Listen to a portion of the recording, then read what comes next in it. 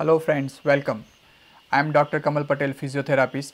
Welcome to all in our YouTube channel. What we are going to discuss today is how it happens, type of strokes, and what is the risk group for it. As we all know, our whole body requires a good amount of oxygen and nutrition through blood. The same way our brain also needs a blood circulation. So that is being supplied by our heart to the brain.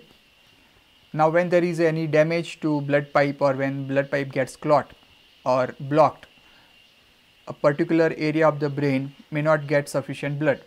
So that condition is called as a stroke. Now this stroke are being divided, or you can categorized in the three parts. First type of stroke is ischemic stroke. Ischemic stroke is nothing but where you have a blood clot or blood gets blocked in blood pipe itself. This group is around 85% of cases. So if 100 patients are getting a paralysis or stroke, in those 100 patients, around 85 will be because of ischemic stroke. The second group is, we call it as a hemorrhagic stroke. So hemorrhagic stroke contains around 15% of cases. There you have a rupture in blood pipe, and because of that blood will start oozing out from the area of a puncture, and blood will not reach to the designated area of the brain. So that is called as a hemorrhagic stroke. Third stroke is nothing but a TIA, transient ischemic attack. In these cases, patients has a weakness for just a temporary period, say like 24 to 48 hours, and then patient recovers by themselves automatically.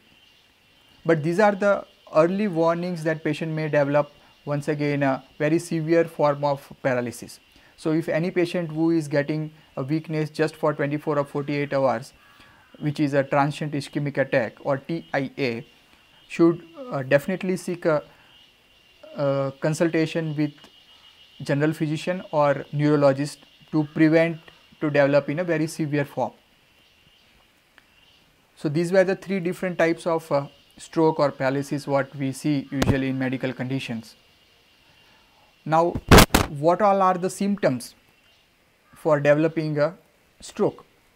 As brain is controlling our whole body, even structures are differently controlled by different area of our brain. We have a different type of symptoms also in paralysis. So first very important symptoms what patient usually complains is, patient have a slur speech, or patient will not be able to speak properly, or there will be weakness, or there will be a kind of numbness feeling in one side of the body, that is like a face, then the hand and a leg. The second important symptoms what patient complains usually is, they have the confusion. What you are telling, where they are, or what is the time, duration, that everything patient will not be understanding very properly. So that is called as a confusing state. The other important symptoms are, patient will be having a weakness or tingling sensation in arm, or there will be a weakness in leg also. So because of weakness in arm, patient will not be able to catch hold objects in their hand. Because of leg weakness, patient will not be able to stand by themselves or walk around. Patient will be having a problem in coordinations, or patient get a dizziness. Some patients complains about vomiting sensation also.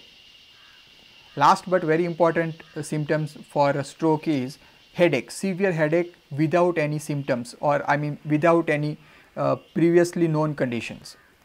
In these cases, what happens when blood pipes usually ruptures in the brain, there will be a severe pain in the brain.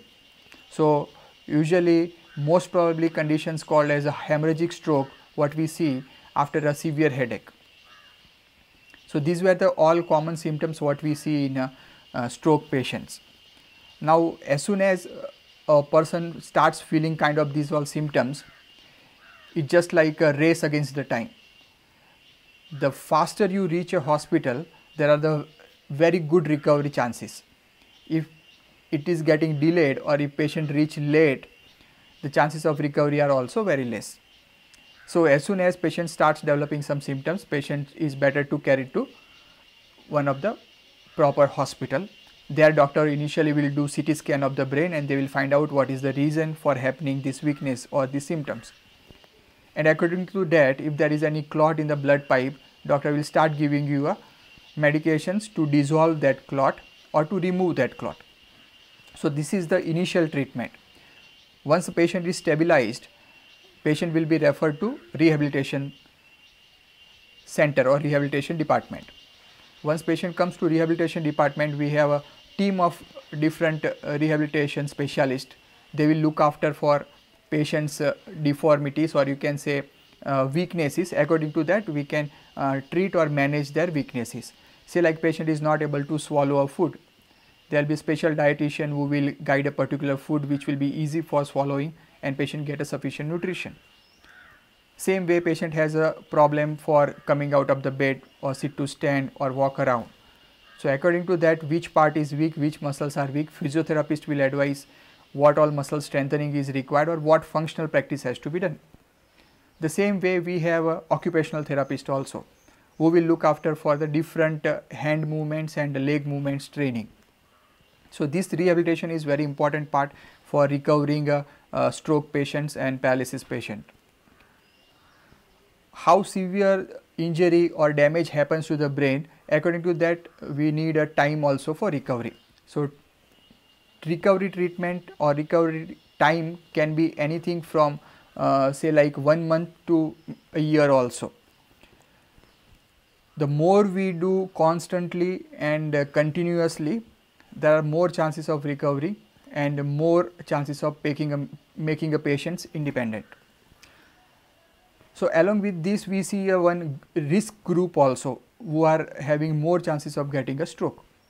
So that risk group is high BP patients who is already having high blood pressure are more prone to get a stroke. So this group of people should frequently check their blood pressures and required medicines has to be taken properly. Second group, what we see is the diabetic patients, because in diabetes, as we know all, when sugar level is high, the chances of getting damage or blood clots in blood pipes are high. So these stroke diabetic patients also required to be monitored properly for stroke. Third group is people who are smoking or drinking heavily. So in this group also the chances of getting stroke are very high. Next group is people who are in a sedentary lifestyle or people who are not doing exercising regularly. This group also are having more chances of getting a stroke. So you should try to move, walk around, do cycling, swimming. These all exercises are going to help you to lower your blood pressures and make your body and brain fit. Last but very important part is the cholesterol, and that is a diet. So regularly, if you are taking a proper food required for lowering the cholesterol, would be very beneficial to prevent a stroke in the future. So here I have given some of the basic informations about paralysis or stroke, which can be useful for you and even your family and friends. So please subscribe our channel Natural Medicines. Please like and press a bell button. Thank you.